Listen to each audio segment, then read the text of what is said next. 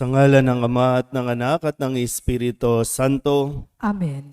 ang pagpapala ng ating Panginoong Hesukristo, ang pag-ibig ng Diyos Ama, at ang pakikipagkaisa ng Espiritu Santo naway sa mainyong lahat. At sumaiyo rin. Mga kapatid, tinipon tayo bilang mga kaanib na angkan ng Diyos, kaya dumulog tayo sa maawaing Panginoong nagpapatawad ng lubos. Sinugong tagapagpagaling sa mga nagsisisi, Panginoon, kaawaan mo kami. Panginoon, kaawaan mo kami. Dumating na tagapaganyayang mga makasalanay magsisi, Kristo, kaawaan mo kami. Kristo, kaawaan mo kami. Nakaluklok ka sa kanan ng Diyos Ama para ipamagitan kami. Panginoon, kaawaan mo kami. Panginoon, kaawaan mo kami. Kaawaan tayo na makapangyarihang Diyos, patawarin tayo sa ating mga kasalanan at patnubayan tayo sa buhay na walang hanggan. Amen. Manalangin tayo. Ama naming makapangyarihan, itinalaga mo ang unang pag-aani ng iyong mga apostol sa pagdanak ng dugo ni Santiago. Ipagkaloob mong tumibay ang iyong sambayanan sa kanyang pagpapahayag ng pananampalataya at lubusang pagkakamit ng pagdalangin niyang puspusan sa pamamagitan ni Jesucristo kasama ng Espiritu Santo magpasawalang hanggan. Amen. Magsiupo po ang lahat.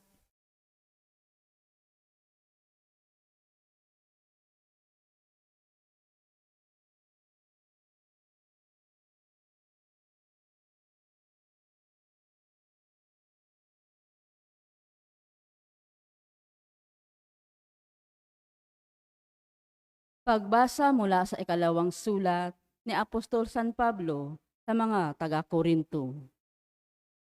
Mga kapatid, kaming pinagkalooban ng kayamanang espiritual na ito ay hamak, kung baga sa sisidlan ay palayok lamang, upang ipakilalang ang di maliri na kapangyarihan ay sa Diyos at hindi sa amin. Ginigipit kami sa kabi-kabila, ngunit di nagagapi. Kung minsay, nag-aalinlangan kami, ngunit di nawawalan ng pag-asa. Pinag-uusig kami, ngunit di nawawalan ng kaibigan. Naibubuwal, ngunit di tuluyang nailulugmo. Lagi kong taglay sa aking katawan ang kamatayan ni Jesus, upang sa pamamagitan ng katawan ko'y mahayag ang kanyang buhay. Kami laging nabibingit sa kamatayan, alang-alang kay Kristo, upang sa aming katawang may kamatayan ay mahayag ang kanyang buhay. Ano pat habang ako'y dahan-dahang namamatay, nagkakaroon naman kayo ng buhay na walang hanggan. Sinasabi sa kasulatan, nagsasalita ako sapagat ako'y sumasampalataya, bunga ng gayong diwa ng pananampalataya. Nagsasalita rin ako sapagkat ako may sumasampalataya. Sapagkat nalalaman kong ang Diyos na muling bumuhay sa Panginoong Hesus, ang siya ring bubuhay sa akin kasama niya, at magdadala sa inyo at sa akin sa kanyang piling. Ang lahat ng pagtitiis ko ay sa kapakanan ninyo, upang sa pagdami ng mga nakatatanggap ng mga kaloob ng Diyos, lalo namang dumami ang magpapasalamat at magpupuri sa Kanya. Ang salita ng Diyos. Salamat sa Diyos. Salmong tugunan ang ating pong itutugon. Ang nagtanim na may luha ay aaning natutuwa. Ulitin po natin. Ang nagtanim na may luha ay aaning natutuwa. Nang lingapin tayo ng Diyos at sa Siyon ay ibalik, ang nangyaring kasaysayay parang isang panaginip. Lahat tayo ay natuwa, masasayang nagsiawit, tugon. Ang nagtanim na may luha ay aaning natutuwa. Ang sabi ng mga bansang nagmamasid sa paligid, ang ginawa ng Diyos nila ay dakila, anong rikit. Dakila ngang magsasabi, pambihira ang ginawa. Kaya naman kami ngayon, kagalakay di kawasa, tugon. Ang nagtanim na may luha ay aaning natutuwa. Kung paanong inuulan niya ang mga tuyong batis, Sa sariling bayan namin, kami poon ay ibalik. Silang mga nagbubukid na nagtanim na may luha. Bayaan mo na mag-aning masasaya, natutuwa, tugon. Ang nagtanim na may luha ay aaning natutuwa. Yaong mga nagsihayong dalay binhit na nanangis, ay aawit na may galak, dalay ani, pagbalik, tugon. Ang nagtanim na may luha ay aaning natutuwa. Magsitayo po ang lahat.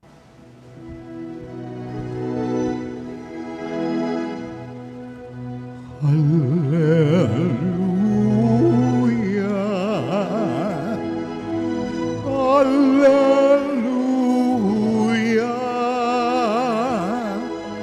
Hallelujah.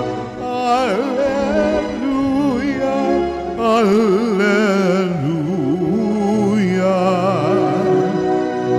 Hinirang tayo ni Kristo upang mamungang totoo bilang mabubuting tao. Hallelujah. Hallelujah.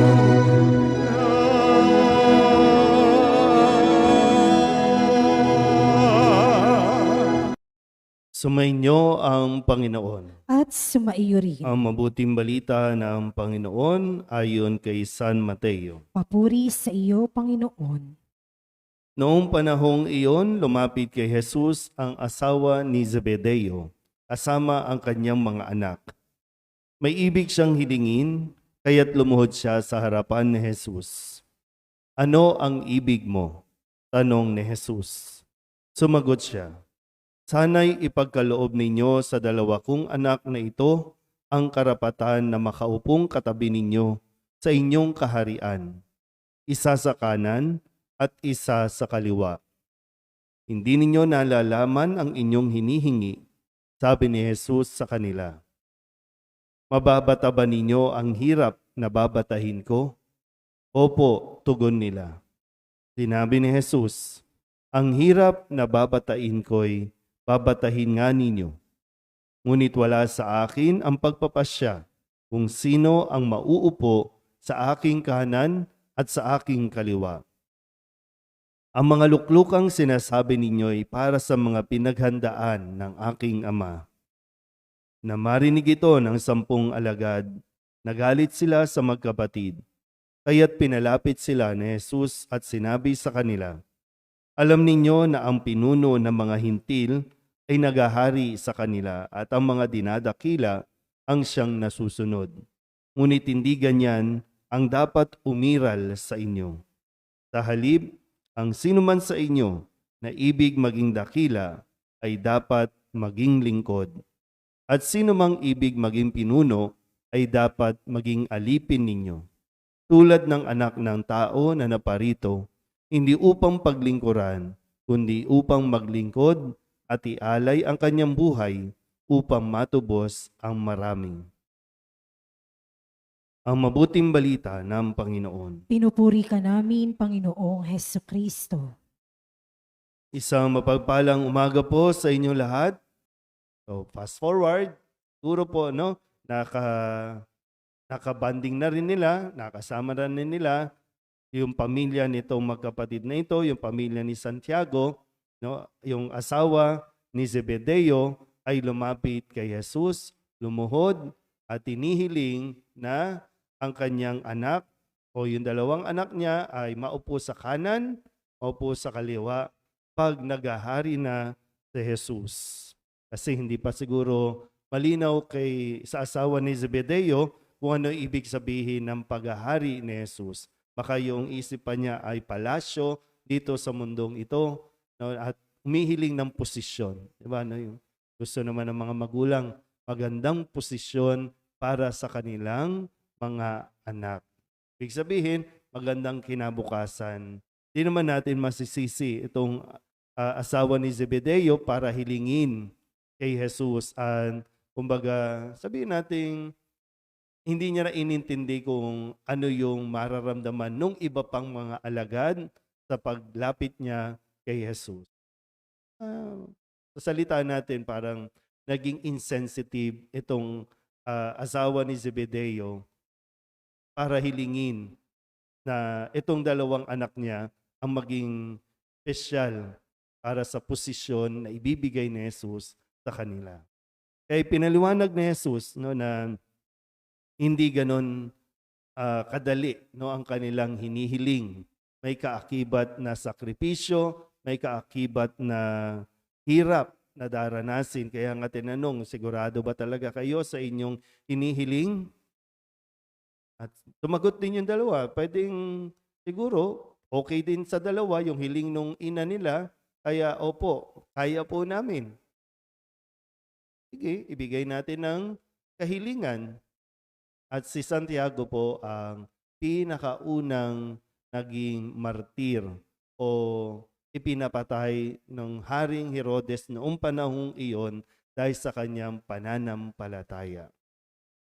Hindi lang natin alam kung para sa kanya ba yung isang upuan doon sa tabi ni Jesus o pero malinaw, naging matatag naman po si Santiago para umabot sa punto na ialay niya ang kanyang buhay sa misyon na magpahayag ng mabuting balita.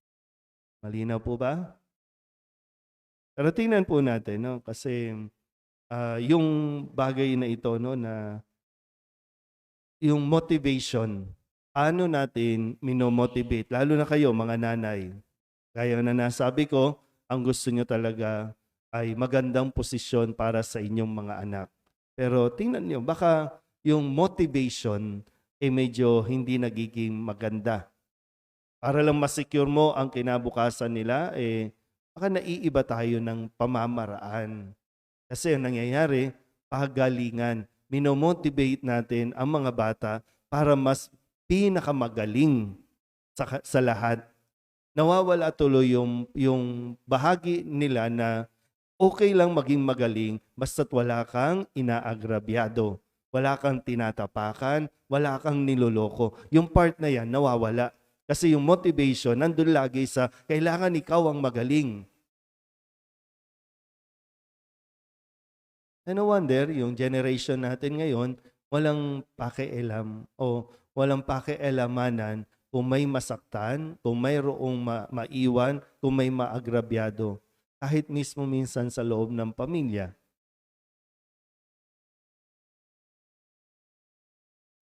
Anong saysay nung nagtatagumpay pero nagkakaaway-away naman? Kasi nagkakaroon ng selosan, nagkakaroon ng inggitan.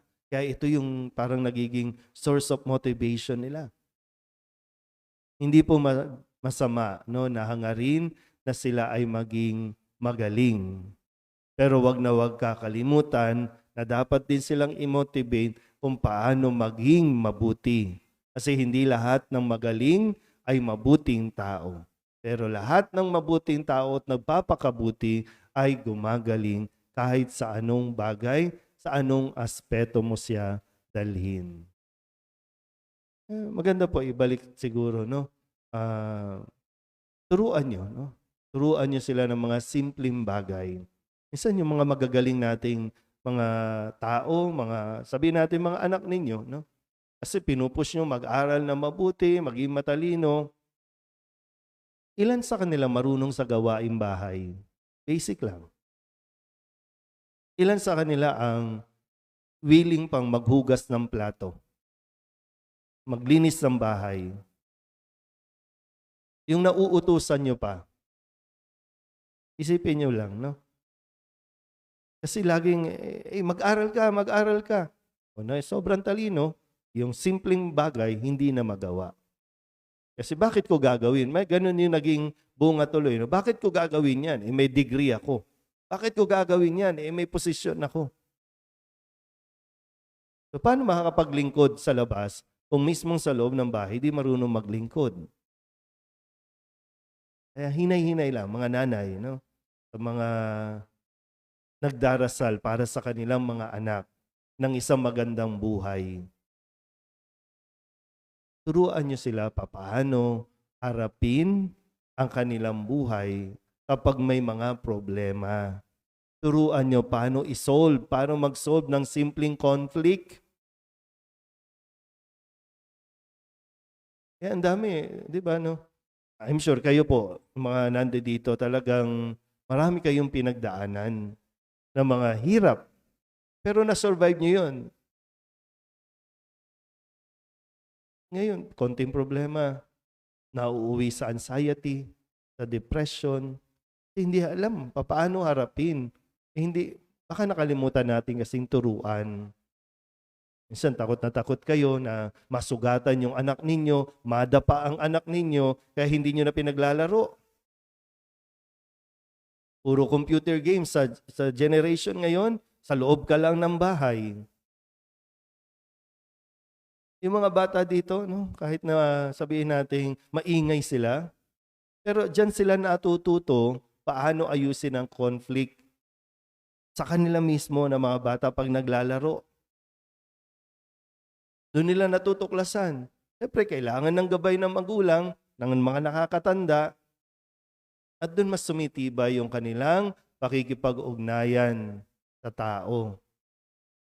Hindi yung masyado ng distant, masyado ng, wala eh. Mga bata, ha?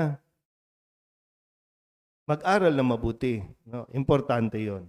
At bahagi, kapag nag-aaral na mabuti, natututo.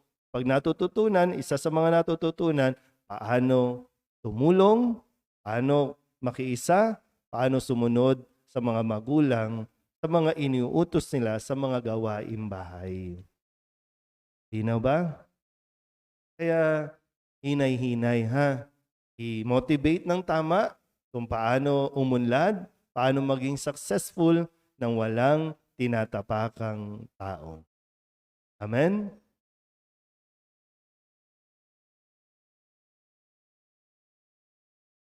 Si Santiago, kapatid ni Juan, ay tinawag mula sa pagsusursi ng kanyang lamban upang sumunod kay Kristo. Sa tulong ng apostol na natutong maglingkod sa iba, manalangin tayo. Panginoon, basbasan mo ang iyong bayang itinatag sa mga apostol. Panginoon, basbasan mo ang iyong bayang itinatag sa mga apostol.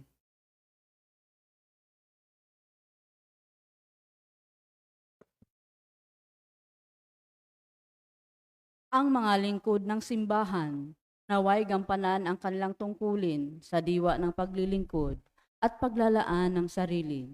Manalangin tayo sa Panginoon. Panginoon, basbasan mo ang iyong bayang itinatag sa mga apostol. Ang mga naglilingkod sa bayan, naway makatupad sa kanilang tungkulin ng may katapatan at pag-aalay. Manalangin tayo sa Panginoon. Panginoon, basbasan mo ang iyong bayang itinatag sa mga apostol. Magkaroon nawa ng maraming kabataang bukas loob na tutugon sa tawag para sa pagpapari at buhay relihiyoso. Manalangin tayo sa Panginoon. Panginoon, basbasan mo ang iyong bayang itinatag sa mga apostol. Ang mga may sakit, naway matutong makibahagi sa kalis ng paghihirap ni Kristo. Manalangin tayo sa Panginoon. Panginoon, basbasan mo ang iyong bayang itinatag sa mga apostol. Ang mga yumao, naway tanggapin sa kagalakan ng kaharian ng Diyos. Manalangin tayo sa Panginoon. Panginoon, basbasan mo ang iyong bayang itinatag sa mga apostol. Idulog din natin sa Panginoon ang ating mga personal na kahilingan at mga panalangin para sa ating mga pamilya, kasama ang mga kahilingan ng mga nanonood sa online, lahat ng mga misang pasasalamat, espesyal na intensyon, mga agarang paggaling ng mga may sakit at mga kaluluwa na inihiling na ipagdasal sa misang ito.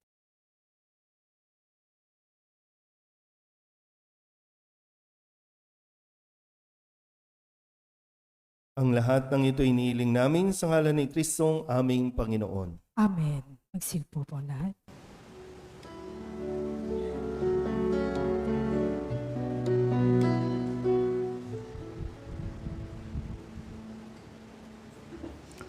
Alay namin aming buhay.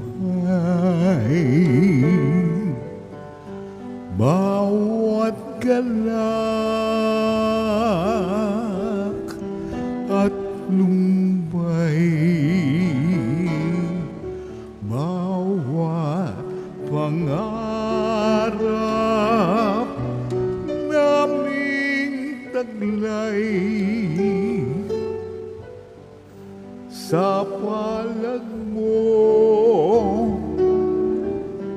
ilalagay.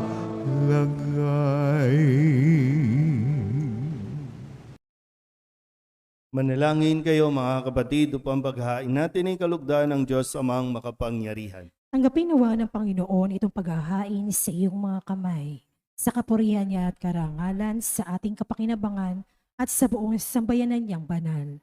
Ama naming lumikha, dalisayan mo kami pakundangan sa nagliligtas na binyag ng iyong anak upang sa kapistahan ni Apostol Santiago na niloob mong unang makainom sa kanyang kalis, kami makapaghandog ng haing iyong tinatanggap na matamis sa pamamagitan ni Jesucristo kasama ng Espiritu Santo magpasawalang hanggan. Amen. Sumainyo ang Panginoon. At sumaiyo rin. Itaas sa Diyos ang inyong puso at diwa. Itinaas na namin sa Panginoon. Pasalamatan natin ang Panginoong ating Diyos. Marapat na siya ay pasalamatan. Ama naming makapangyarihan, tunay ngang marapat na ikaw ay aming pasalamatan. Ikaw ang pastol na laging pumapatnubay sa mga kabilang sa nililingap mong kawan. Ito ang ginanap na pananagutan ng giliw mong anak at pastol ng tanan. Ang mga apostol ay kanyang mga katuwang sa pagiging pastol na patnubay ng sambayanan. Kaya kaisa ng mga anghel na nagsisiawit ng papuri sa iyo nang walang humpay sa kalangitan. Kami nagbubunyi sa iyong kadakilaan. Santo, Santo, Santo, Diyos makapangyarihan, puspos ng walhati ang langit at lupa. Sana, Hosana sa kaitaasan, pinagpalang narito sa ngalan ng Panginoon. Hosana, Hosana sa kaitaasan. Hosana, Hosana sa kaitaasan.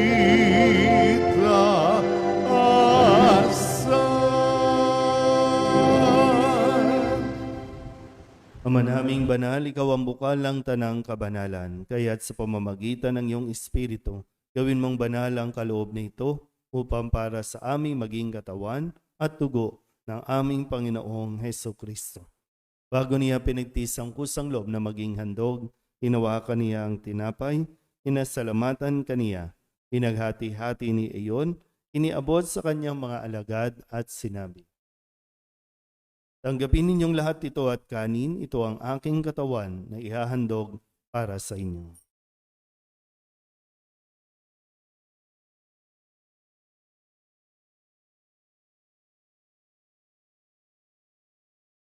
Gayun din naman, nung matapos ang hapunan, hinawakan niya ang kalis, muli kaniyang pinasalamatan, iniabot niya ang kalis sa kanyang mga alagad at sinabi, tanggapin ninyong lahat ito at inumin. Ito ang kalis ng aking dugo, ng bago at walang hanggan tipan, ang aking dugo na ibubuhos para sa inyo at para sa lahat sa ikapagpapatawad ng mga kasalanan. Gawin ninyo ito sa paglaala sa akin.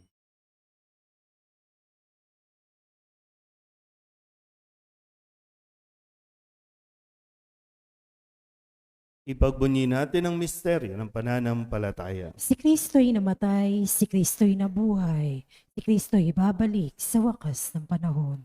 Ama, ginagawa namin ngayon ang pag-alaala sa pagkamatay at muling pagkabuhay ng iyong anak. Kaya tiniaalay namin sa iyo ang tinapay na nagbibigay buhay at ang kalis na nagkakaloob ng kaligtasan. Kami napapasalamat dahil kami iyong minarapat na tumayo sa harap mo para maglingkod sa iyo. Isinasamo namin kami magsasalo-salo sa katawan at dugo ni Kristo ay mabuklod sa pagkakaisa sa pamamagitan ng Espiritu Santo. Ama, lingapin mo ang iyong simbahang laganap sa buong daigdig. Puspusin mo kami sa pag-ibig kay San Francisco na aming Papa at ni Jose na aming Obispo at ng Tanang Kaparian. Alalahanin mo rin ang mga kapatid naming nahimlay na may pag-asang sila'y muling mabubuhay, gayon din ang lahat ng mga pumanaw. Awaan mo sila at patuloyin sa iyong kaliwanagan. Awaan mo at pagindapating kaming lahat na makasalo sa iyong buhay na walang wakas. Kaysa ng mahal na Birheng Maria na ina ng Diyos, ng kabiyak ng puso niyang si San Jose. Kaysa ng mga apostol at ng lahat ng mga banal na namuhay dito sa daigdig ng kalugod-lugod sa iyo, may pagdiwang nawa namin ang papupuri sa ikararangal mo sa pamamagitan ng iyong anak na aming Panginoong Heso Kristo. Sa pamamagitan ni Kristo, kasama niya sa Kanya, ang lahat ng parangal at papuri ay sa iyo, Diyos Amang makapangyarihan, kasama ng Espiritu Santo, magpasawalang hanggan. Amen. Amen. Amen. Amen.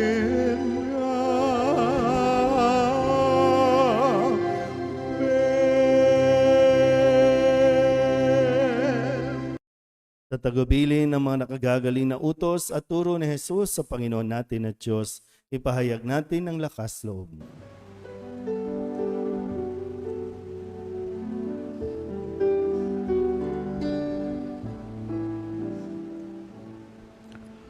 Ama namin, sumasalangit ka, sambahin ang ngalan mo, mapasa amin ang kaharian mo, sundin ang loob mo dito sa lupa para lang sa langit. Bigyan mo po kami ngayon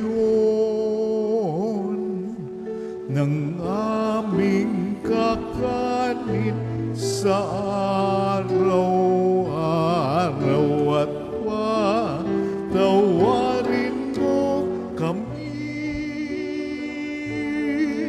sa aming mga sala para ng pagpapatawan namin sa nagkakasala sa amin, at huwag mo kaming ipagdulot sa tukso, at diadya mo kami sa lahat ng masama. Hinihiling namin kami iadya sa lahat ng masama, pagkalooban ng kapayapaan araw-araw, iligtas sa kasalanan at ilayo sa lahat ng kapahamakan, samantalang aming pinananabikan ang dakilang araw ng pagpapahayag ng tagapagligtas naming si Jesucristo. Sapagkat iyo ang kaharian at ang kapangyarihan at ang kapurihan magpakailanman. Amen. Panginoong Jesucristo, sinabi mo sa iyong mga apostol, kapayapaan ang iniiwan ko sa inyo, ang aking kapayapaan ang binibigay ko sa inyo. Tunghayan mo ang aming pananampalataya at huwag ang aming mga pagkakasala. Pagkalooban mo kami ng kapayapaan at pagkakaisa ayon sa iyong kalooban, kasama ng Espiritu Santo, magpasawalang hanggan. Amen. Ang kapayapaan ng Panginoon ay laging sumainyo. At sumaiyo rin. Pagbigayan po tayo ng kapayapaan sa isa't isa.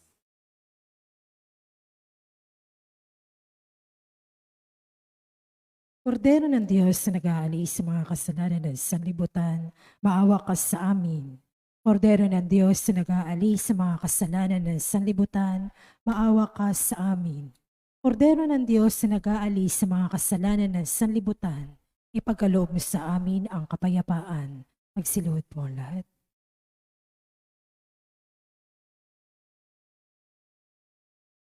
Ito ang kordero ng Diyos. Ito ang nag-aalis ng kasalanan ng sanlibutan.